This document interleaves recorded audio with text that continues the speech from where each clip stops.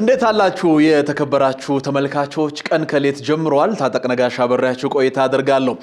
የአሜሪካ ኤምባሲ የዳይቨርሲቲ ቪዛ ወይም ዲቪን ጨምሮ ሁሉንም የስደተኞችና ስደተኛ ያልሆኑ የቪዛ ሂደቶችን እያስቀጠለ መሆኑን ተናግሯል። የቪዛ ፈላጊዎችንም በትዕግስት ጠብቁ ብሏል። እንጠብቃለን።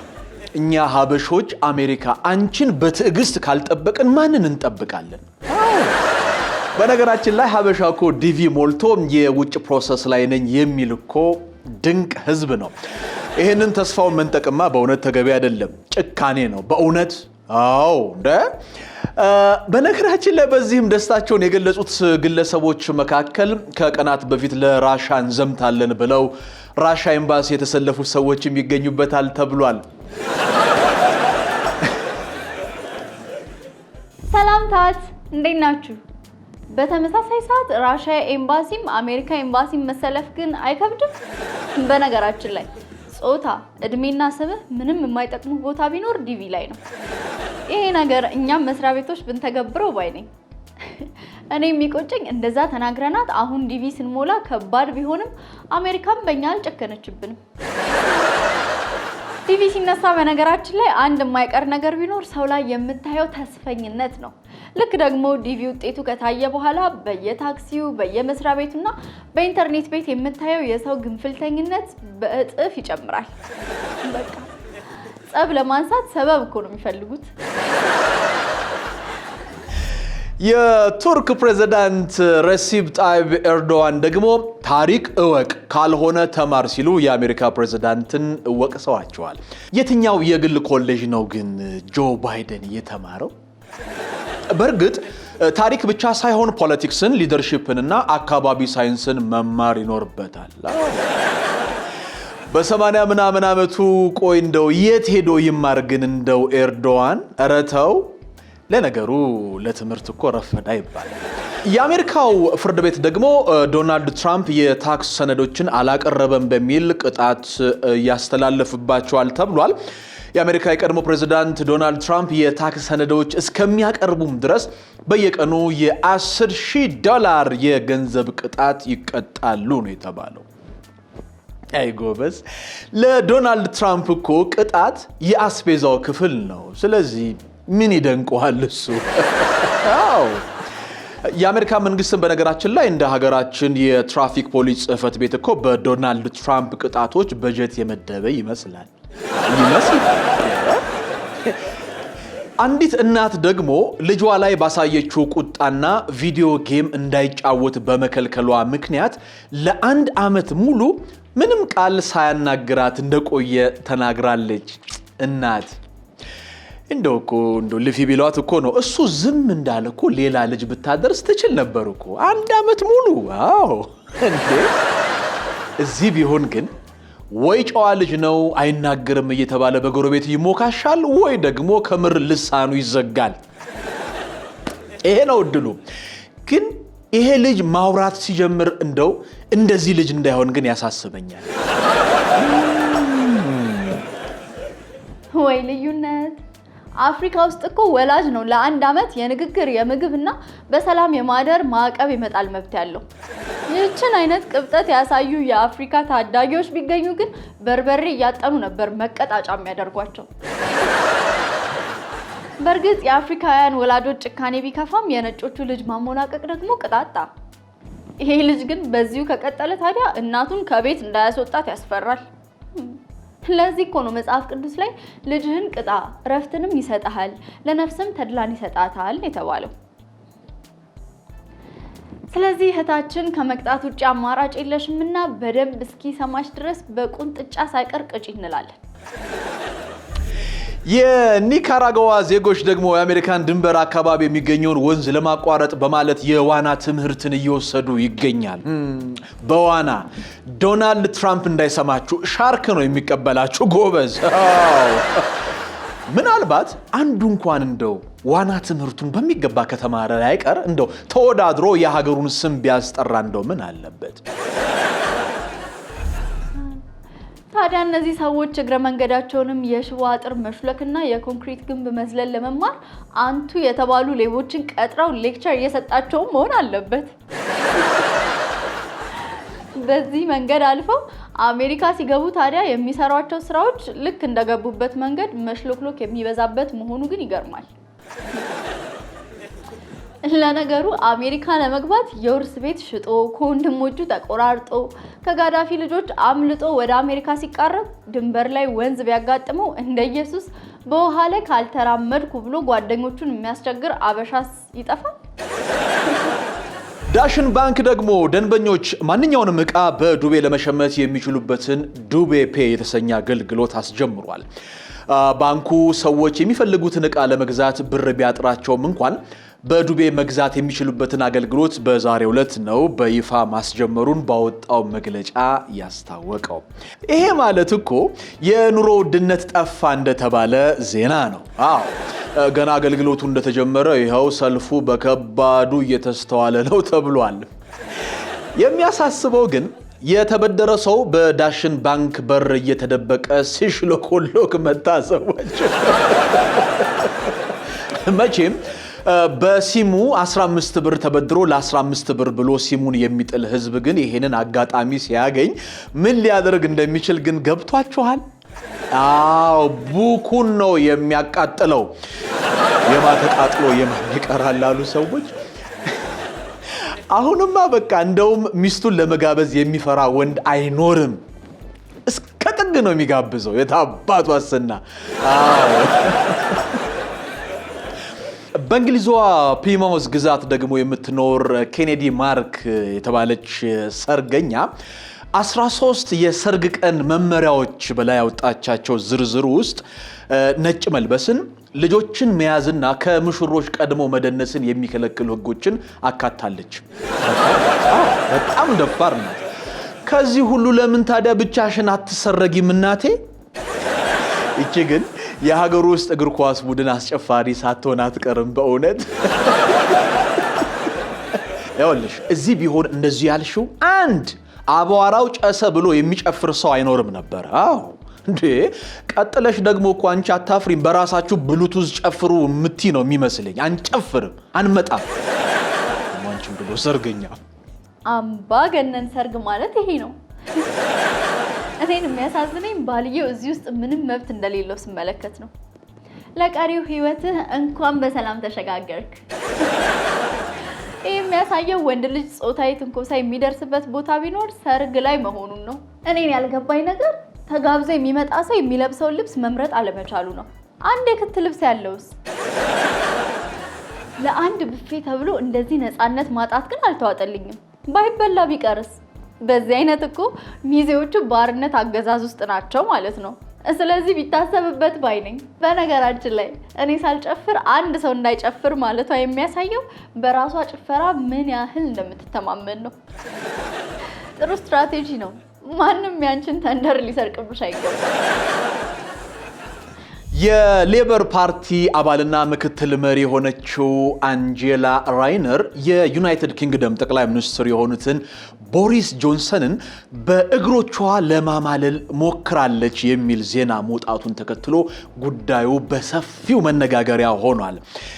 እንዲሁም ነፈዝ ነው ሰውየው። በዚህ ማፍዘሹ አይ እንጃለት እንግሊዝን የሚመራም አይመስለኝም። ያው መቼም እዚህ ሀገር ፓርላማ ውስጥ እንቅልፍ የሚወስዳቸውን ሰዎች ለማበርታት ለማንቃት እንደዚች አይነት ሴት ፓርላማ ውስጥ ያስፈልገናል ያሉ የአዲስ አበባ አንዳንድ ሰዎች ይኖራሉ ብዬ አስባለሁ። ሌላ የአፍሪካ ሀገር ብትሆን ግን ምንም አትፈጥርም ነበር። እነሱ እናቴ እንቅልፍ ላይ ሳይሆን ድብድብ ላይ ናቸው። ትራምፕ ግን ደውሎ እባካችሁ ስልኳን ስጡኝ እንዳለ መረጃዎች ጠቁመዋል። ቀን ከሌትን ነው እየተከታተላችሁ የምትገኙት። ተያያዥ የሆኑ ጭውቶች ደግሞ ከኢንተርቴይንመንት ዜናዎች ጋር ከፍቅር አለማየሁ ጋር ይጠብቃችኋል። እኔ እዚህ ላይ ተሰናበትኳችሁ። ሰላምና ፍቅር ከሁላችሁም ጋር ይሁን።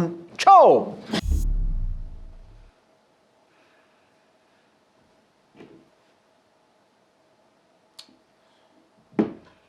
ቀጥራኝ እንዴት ትቀራለች? ሊዲያ ዛሬ ቀን ማን ተገኝታለች? በሰላም ቶሎ ጠይቂኝና ልሂድ። ሃይኪንግ አለብኝ እየደወሉ ነው። አንቺ ጠይቂኝ ወይ ከቸኮልሽ። ስንትና ስንት ኪሎ ሜትር የሚሄድ ሴትዮ። የት? መቼም እንጦጦ ፓርክ አልልሽም። በሊቢያ በኩል አድርጌ ወደ ጣሊያን። ስደት ማለት ነው? ማን ነው ስደት ያለው? ኢትስ ሃይኪንግ። ይሄ ነገር ፋሽን ሆነ ማለት ነው። የኒካራጓ ዜጎች የአሜሪካን ድንበር አካባቢ የሚገኘው ወንዝ ለማቋረጥ በማለት የዋና ትምህርት እየወሰዱ ይገኛሉ። ኮረጀው ወሰዱት ማለት ነው? ማን የኮረጀው? በዚህ ምስራቅ አፍሪካ ላይ ያለ ስደተኞችን በተመለከተ ለረጅም ጊዜ የጉዞ ነገር ያሳሰባቸው ይህንን ችግር ለመፍታት እዚህ የጀመሩት ናቸው። ማን ናቸው እዚህ የጀመሩት? ህገ ወጥ ደላሎች ናቸው። ህጋዊ ደላላ ያለ ይመስል። እንዴት ነው የጀመሩት? ሃይኪንግ ብሎ በየቀኑ የተለያዩ ተራራዎችን መውጣት፣ በጠራራ ፀሐይ እሳት ማሞቅን የመሰለ ስልጠናዎችን ወስጄ ነበረ። በጠራራ ፀሐይ ደግሞ እሳት መሞቅ ምን ያደርጋል? የሃይኪንጉ አካል መሰለኝ። አስቡ ስንት በረሃ እንደምንጓዝ። ይህንን ስልጠና በደንብ ከሰለጠንሽ ያ ምድረ በዳ ገነት ነው የሚሆንልሽ። ሌላ ምንድን ነው የሰለጠናችሁት? ውሃ እያዩ አለመጠጣት፣ ቢጠማሽም አለመጠጣት። የሚገርም ነው። ለስንት ቀን ነው ቆይ የማጠጡት? ለ4 ለ5 ቀን። ማን ያለው? ያ ሁላ ቀን ቆይተን ብንሞትስ? እና እሺ ለምን ያህል ጊዜ ነው የማጠጡት? እነሱ ለ5 ለ6 ሰዓታት አይጠጡም። እኔ ደግሞ ሲጠማኝ ይጠጣለሁ። እንደው እናንተ ስደተኞች አይደለንም፣ ሃይከርስ ነን። እንደውም እየደወሉልኝ ነው። ልጅ እንደ ኒካራጓ ስደተኞች የዋና እውቀት ሳይሆን ከአካባቢው ጋር ተስማሚ እውቀት ያለው ስልጠና ነው የወሰዳችሁት? የዋናም ስልጠና ወስደናል፣ ግን ወንዝ ሳይሆን ውቅያኖስ ነው የሚጠብቀን። በዋና ከዚህ የተነሳ አይደለም ሰው አሳም ይሞታል። ታዲያ ዋናው ምን ጠቅሟችሁ ነው ስልጠና የወሰዳችሁት? በብዛት የምንሳፈርባቸው ጀልባዎች ቀዳዳ ናቸውና ውሃ ያስገባሉ። ስለዚህ እዛ ውስጥ እንዋኛለን። ከኒካራጓ ስደተኞች እንደውም የልምድና የመሳሰሉ ዝም ስላት እኮ ዝም ብላ አጨናነቀችኝ። በቃ እንሂድ። እንግዲህ የሀገር ውስጥ ቃል አቀባያችን ሊዲያ ኒካራጓ ስደተኞች ስደተኛ ለመሆን መርጣለች። ስደት አይደለም ሃይኪንግ መርጣለች። አብራችሁን ስለነበራችሁ እናመሰግናለን። ሰላም በድጋሚ። በዚህ የበዓል ሰሞን ስለተለቀቁ የበዓል ዝግጅቶችና ፊልሞች እንመለከታለን።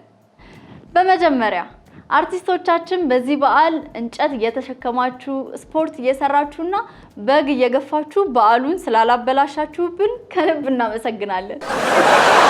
የጠፋችሁ ነው ግን በዚህ የፋሲካ በዓል ከታዩ ዝግጅቶች መካከል በጎረቤታሞቹ ዩቲዩብ ቻናል ላይ ፋሲካን መሰረት አድርጎ የተሰራ የመጀመሪያው የኢትዮጵያ ፊልም ዩቲዩብ ላይ ተለቋል። ያልጠሩት እንግዳ።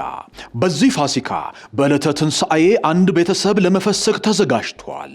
ወዲህ ደግሞ በትንሣኤ አጥቢያ ያልጠሩት እንግዳ በር ሰብሮ ገብቷል። ፍላጎታቸው ምን ይሆን? ስለ ጉልበታችሁ አምላክ ማን ናችሁ? ባሳለፍኩት የደረጃ 1 የዝርፊያ ታሪክ ምን እንዳጋጠመኝ ታውቃላችሁ? ፍቅር፣ ገንዘብ ወይስ በቀል? እወድሻለሁ ብዬ ስነግርሽ ምንም መልስ አልሰጠሽም። ጎበዝ! የቂም በቀልና የፍቅር ጽንስ ያረገዙ 3 አባወራዎች ፍጥጫ ውስጥ ገብተዋል። መሳሪያ ተመዟል። ቤት ያፈራው ቁሳቁስ ራስን ለመከላከልም ውሏል። መጠጡ ተከፍቷል። ጭፈራው ደርቷል። ያልጠሩት እንግዳ ዩቲዩብ ላይ ተለቋል። ፋሲካ ስፔሻል መሆኑ ነው። አልፎ አልፎም ጄቲቪ ሪሞት ወዴት አለ የሚያስብል ነው። በነገራችን ላይ ጄቲቪ ሪሞት ሀሜትን እስካሁን አላቆምክም? በዚህ ፊልም ለአዋርድ የሚጠበቁ ባለሙያዎችን አይተንበታል።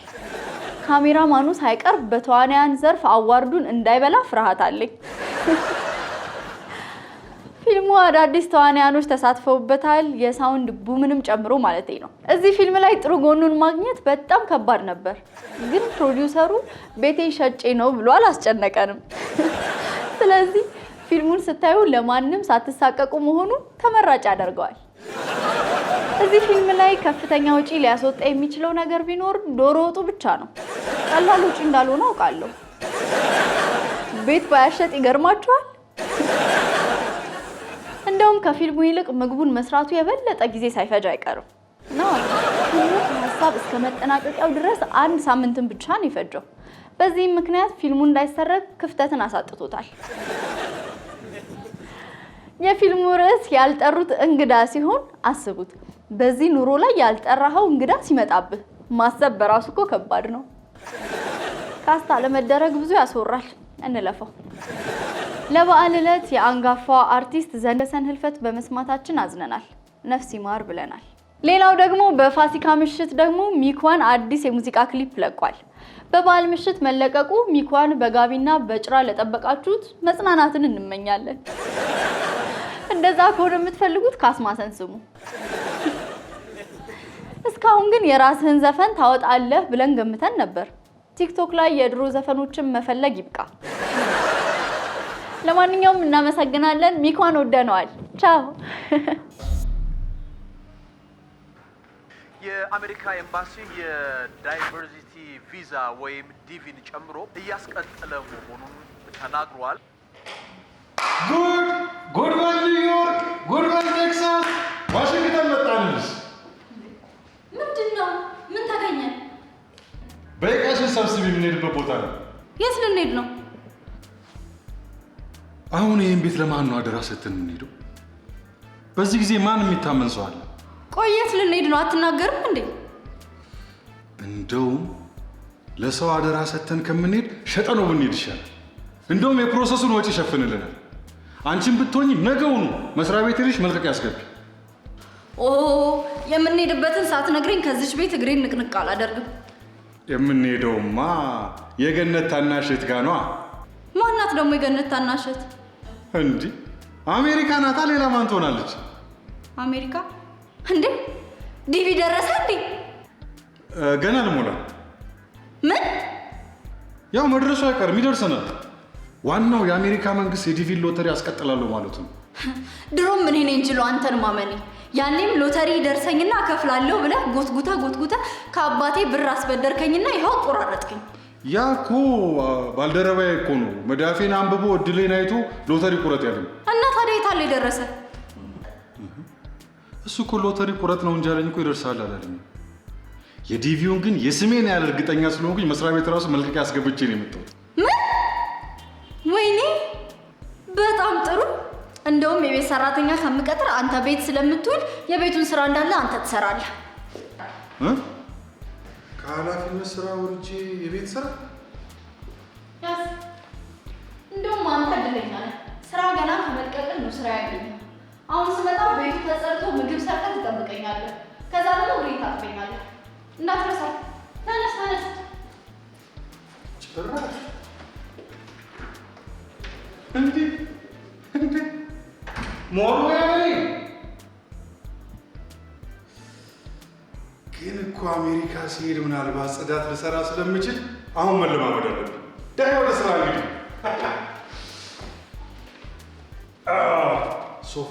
ሶፋ አሜሪካ ይወለወለው እንዴ? ምን ይታወቃል? ልክ ናቸው እኮ እነሱ።